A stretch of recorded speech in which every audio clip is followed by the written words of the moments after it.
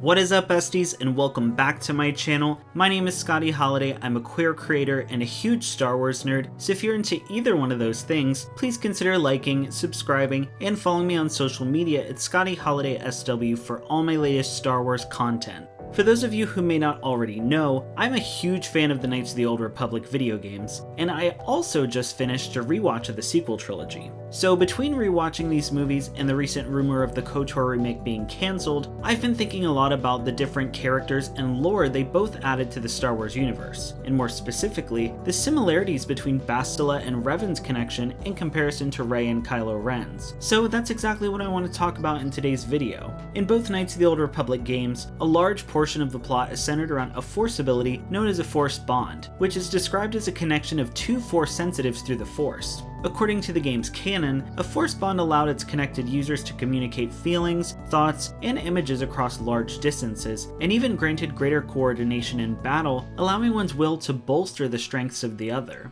In the second Knights of the Old Republic game, Jedi Master Vrook describes a Force Bond as a bond that develops between apprentice and master when one truly understands another. It is developed over time through understanding of each other.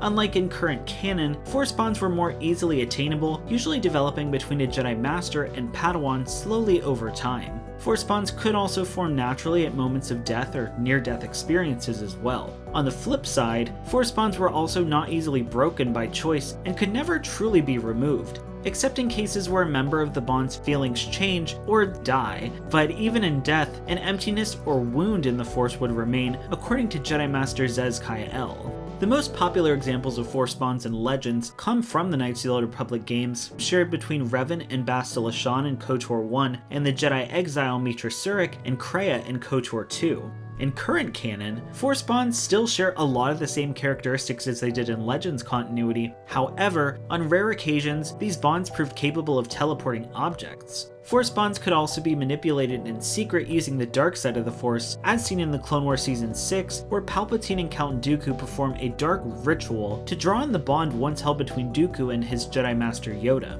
And though their attempt was a success, Yoda was able to overcome their influence due to his sheer will and strength within the Force. In the book Secrets of the Jedi, Luke Skywalker explains, "On occasion, the Force allowed us to connect with another living being and communicate with them across great distances, seeing what they see and feeling what they feel. Though this may seem like a harmless and perhaps even valuable ability, it is easily manipulated by those on the dark side. Some powerful Force users have been able to create secret bonds with others who are unaware of their connection. They then use those bonds to corrupt their target and steer their actions. Even if the unwanted bond is detected, it can still be extremely difficult to break." Other prominent Force bonds we've seen in canon include Ezra Bridger and Maul, seen in Star Wars Rebels Season 3. However, the most popular Force bond we've seen in canon thus far would have to be the bond shared between Rey and Kylo Ren. The bond between these two manifested itself after the destruction of Starkiller Base and became even more prevalent as Rey's powers increased. Rey and Kylo's Force bond allowed them to see and hear each other across millions of light years and gave them insight into each other's thoughts and inner workings. As their bond grew, they eventually were able to make contact physically, as seen in The Last Jedi when they touched hands and received visions of each other's future. We even saw their bond amplify their abilities when they fought together against Snoke's elite Praetorian guards in the throne room aboard the Supremacy. At the height of their bond, as seen in The Rise of Skywalker, Rey and Kylo were able to locate each other, transfer physical objects, duel, and even heal one another using only the Force. This then led to the discovery that the two had more than just a Force bond, but that they were a dyad in the Force, two beings that are one. This then begs the question, do we know of any other Force dyads in Star Wars? And in short, no, since a dyad hadn't been seen for generations by the time of Episode 9. But if we look much earlier in the timeline to the Old Republic era, I believe Revan and Bastila Shan may have also been a dyad in the Force, and this is something I almost expect to see implemented in the Knights of the Old Republic remake when and if it ever comes out. Looking at the relationship shared between Revan and Bastila, we can clearly see a ton of similarities to Rey and Kylo Ren.